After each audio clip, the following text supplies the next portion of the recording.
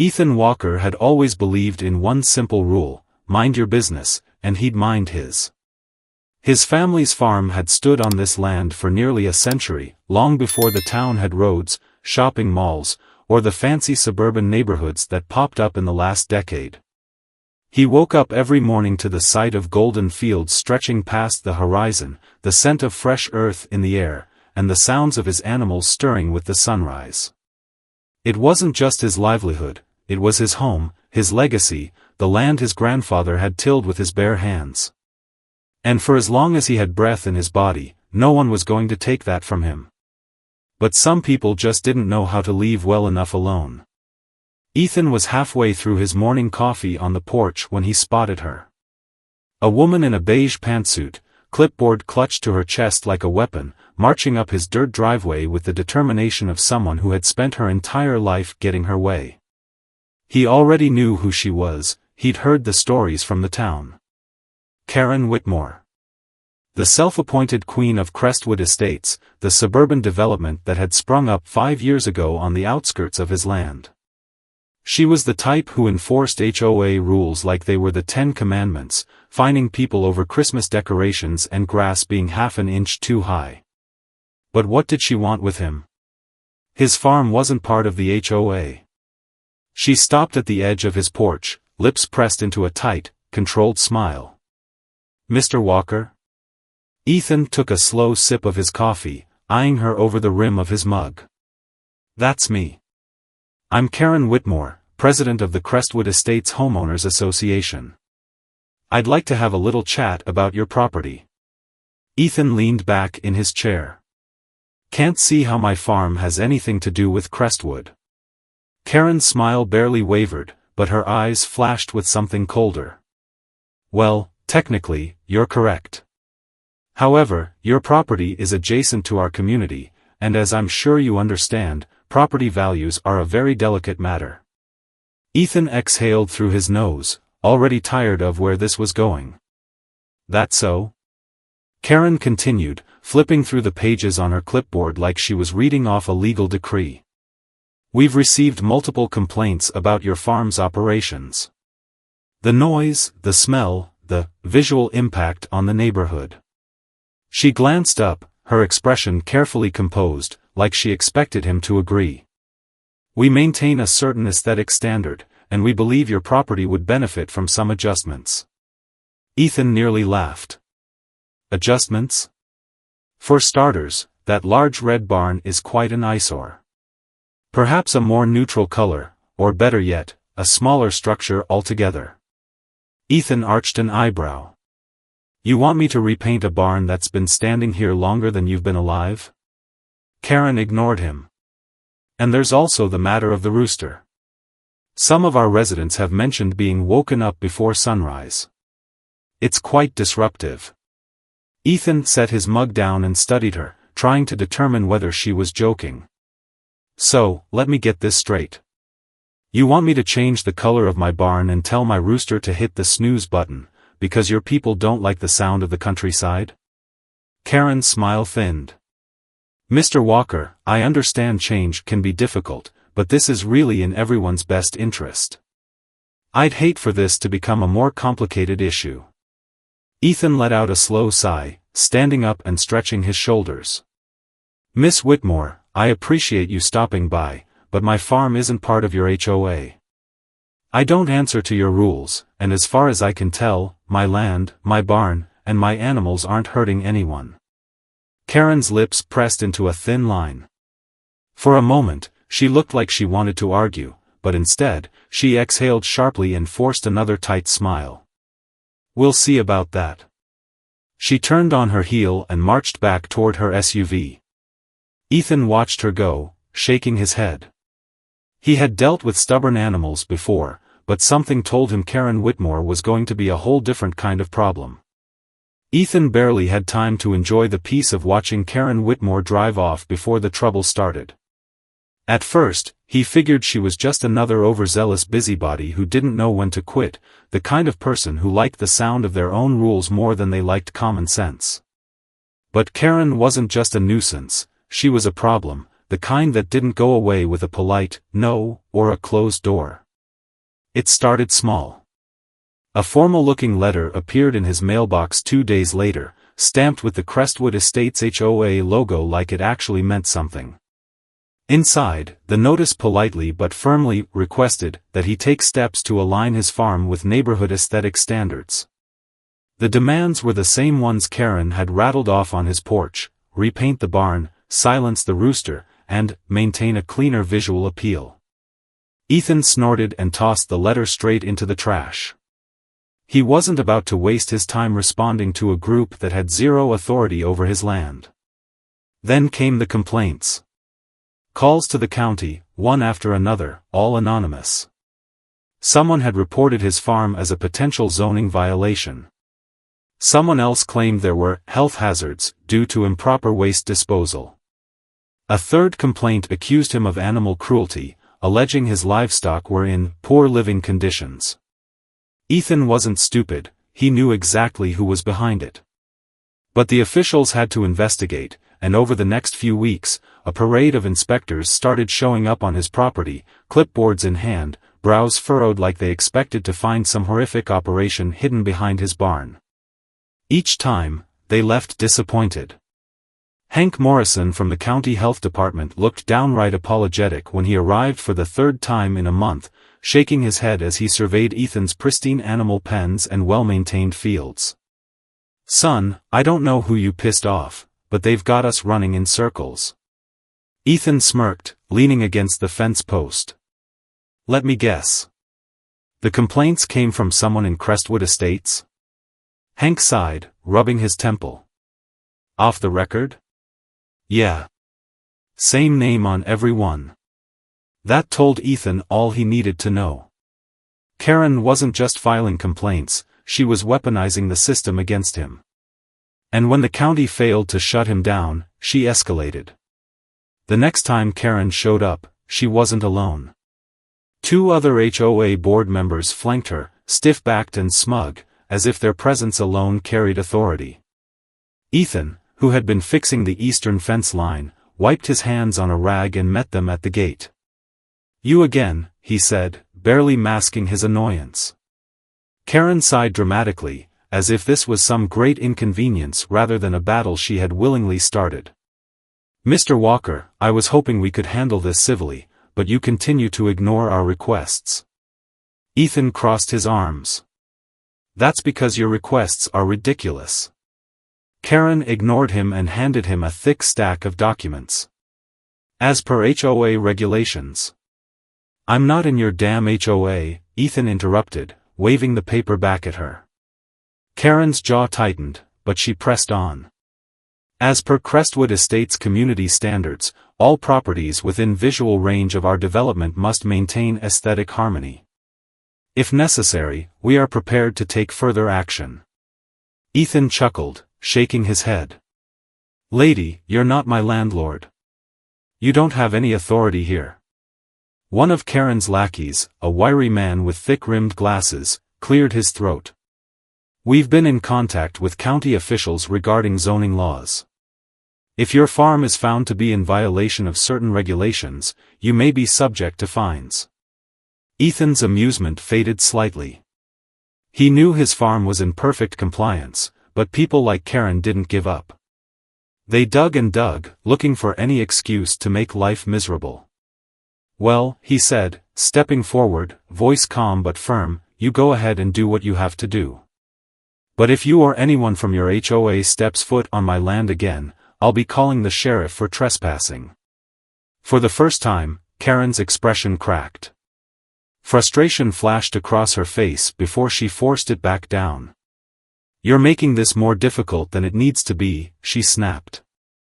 "No," Ethan replied, staring her down, "I think you are." Karen's lips pressed into a thin line, but she said nothing else. She turned on her heel and marched back to her pristine SUV, her 2 lackeys scrambling to follow. Ethan watched them leave, jaw clenched. He had dealt with stubborn animals before, but something told him that Karen Whitmore was going to be a whole different kind of beast. Ethan should have known Karen wasn't the type to take a loss quietly. The way she had stormed off that day, shoulders stiff, hands clenched, lips pressed so tightly they nearly disappeared. Yeah, that woman had a plan brewing before her tires even hit pavement. And sure enough, she struck back fast. It started with an early morning visit from the USDA. Ethan had just finished feeding the cattle when he spotted the white government vehicle kicking up dust on his driveway. Two men in pressed shirts and official-looking badges stepped out, introducing themselves as inspectors. "We received an anonymous report that your livestock might be carrying an infectious disease," the taller one explained, flipping through his paperwork. Ethan exhaled sharply, already knowing exactly who was behind this. "Anonymous, huh?"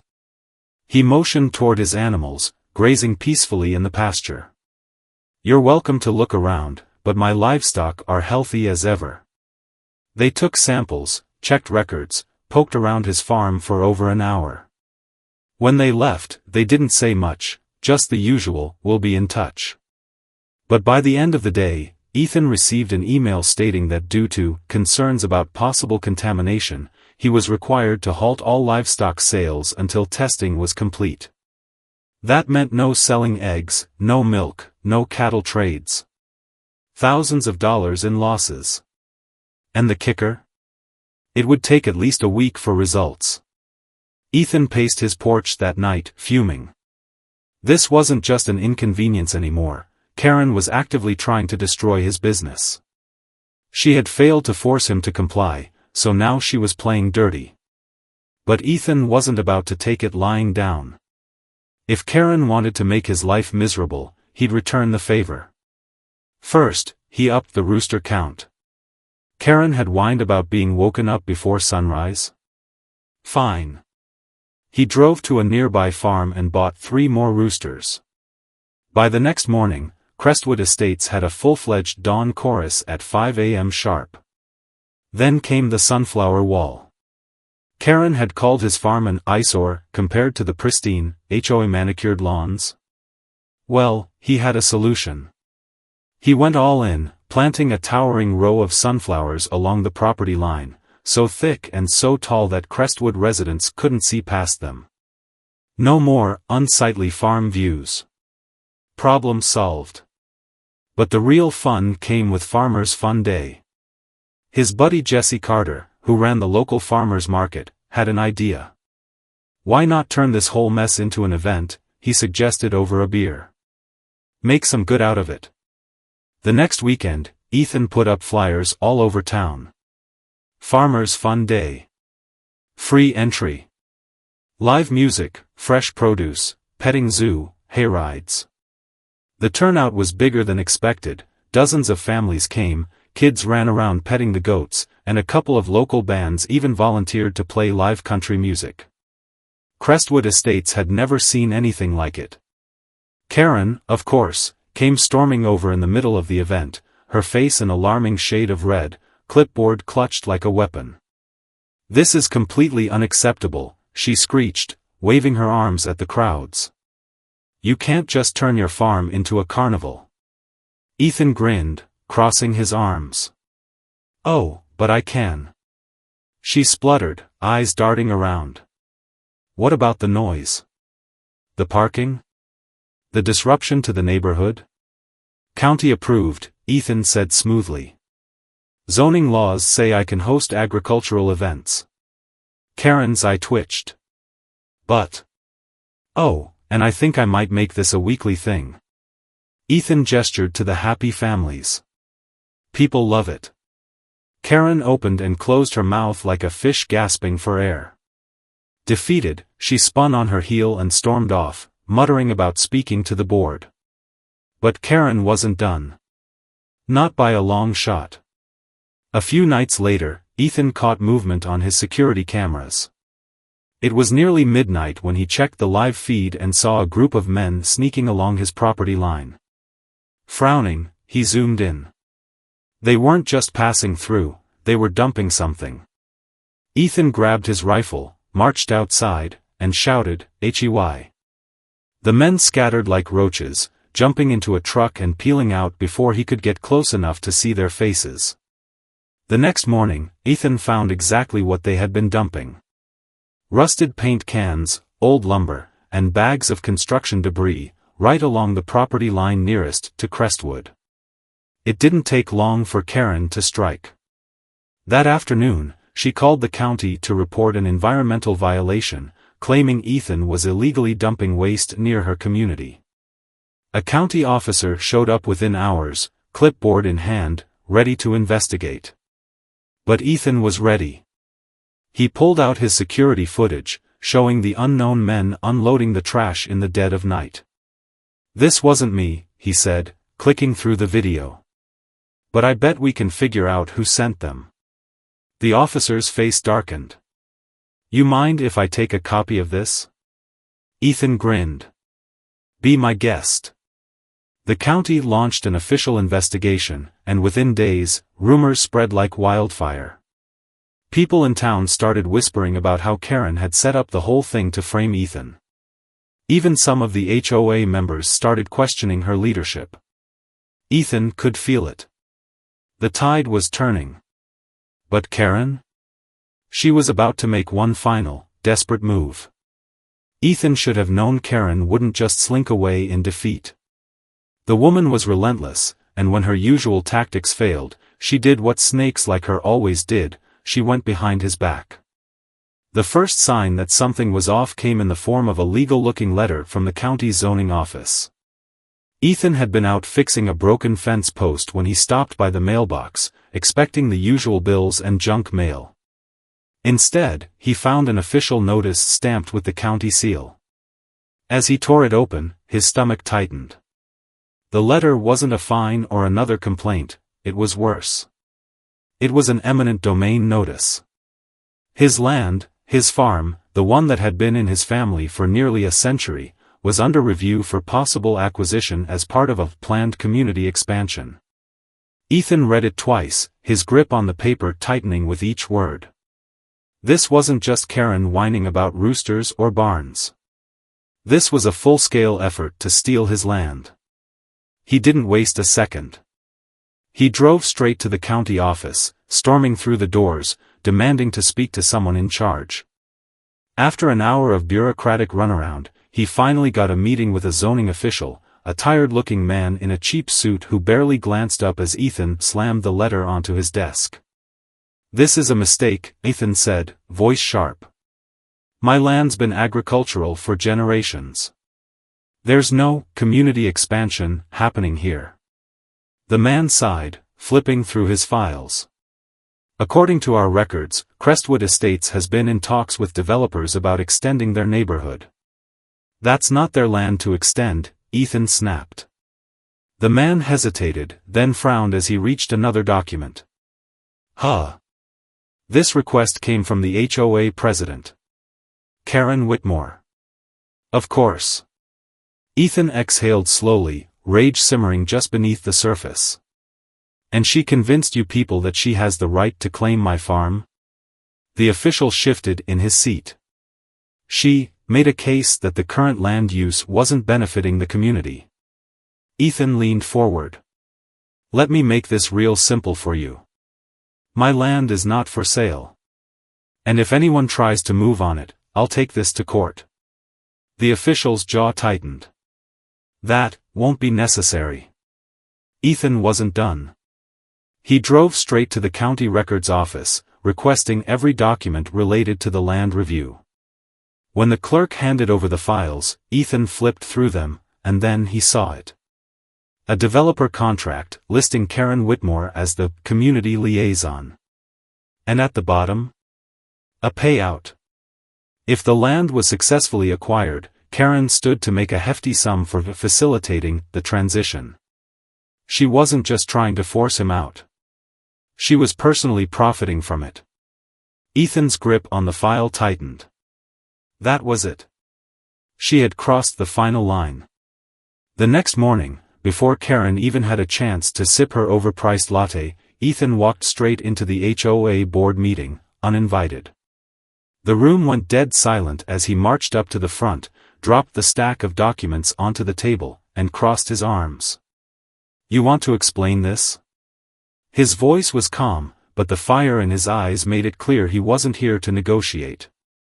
Karen recovered quickly, forcing a plastic smile. "Mr. Walker, this is a private HOA meeting." "Yeah?" Ethan said, tapping the top paper. "Then explain why your name is on this public contract, trying to sell land you don't own." A murmur rippled through the room. Some of the board members shifted uncomfortably, their eyes darting between Ethan and Karen. She reached for the documents, but Ethan slammed his hand down on them first. "Go ahead," he said. "Take a real good look at how deep you've buried yourself." Karen's face went pale as she scanned the page. She opened her mouth, but for once, no words came out. "You're a fraud," Ethan said, his voice dangerously low. "And if you or your little HOA lapdogs so much as breathe in the direction of my land again, I will sue this whole damn association into the ground." One of the older board members, who had been silent up until now, cleared his throat. "Karen, is this true?" She looked trapped, her nails digging into the edge of the table. Ethan didn't wait for the excuses. He pulled out his phone, dialed his lawyer on speaker, and said loud enough for the whole room to hear, "Yeah, I need to file a cease and desist order against Crestwood Estates HOA. They're attempting illegal land seizure."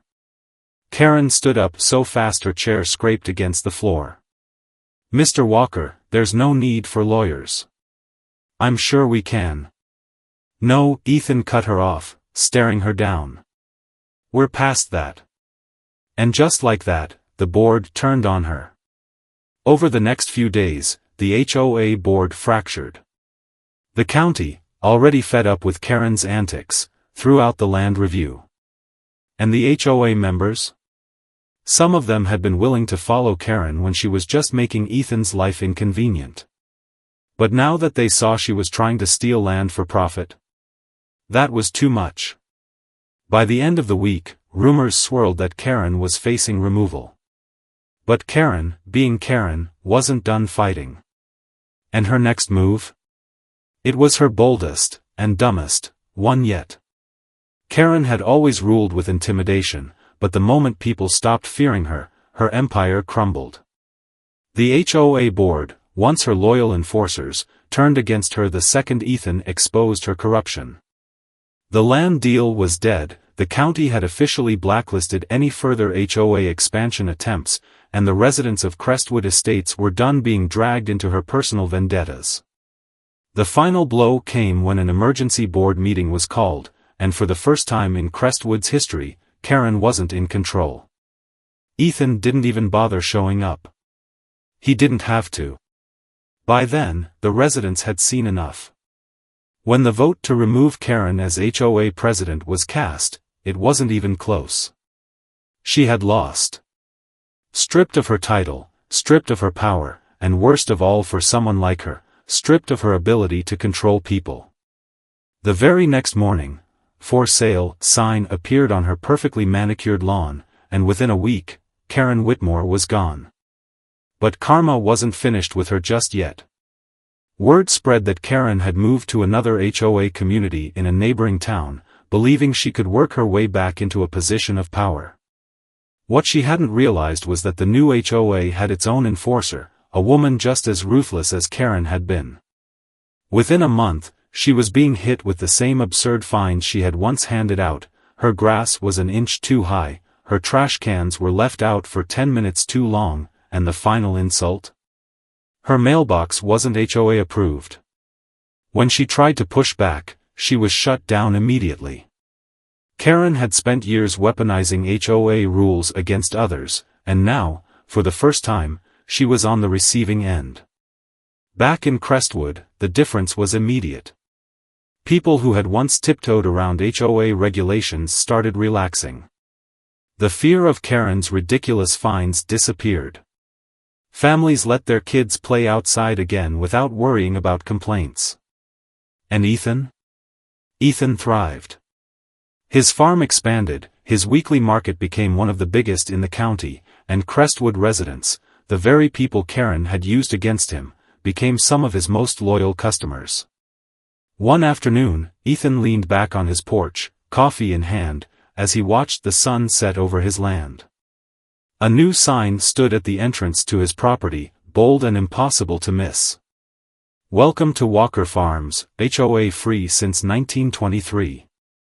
A couple of people from town had already taken pictures of it, sharing the story online, turning it into a local legend. Some even said it was the best thing to come out of the whole mess. Ethan? He just liked the way it looked. Karen had started the war. But Ethan finished it. Have you ever dealt with an HOA nightmare like Karen? Or maybe you've had your own battle with a power-hungry neighbor? Share your experience below, let's see who had it worse.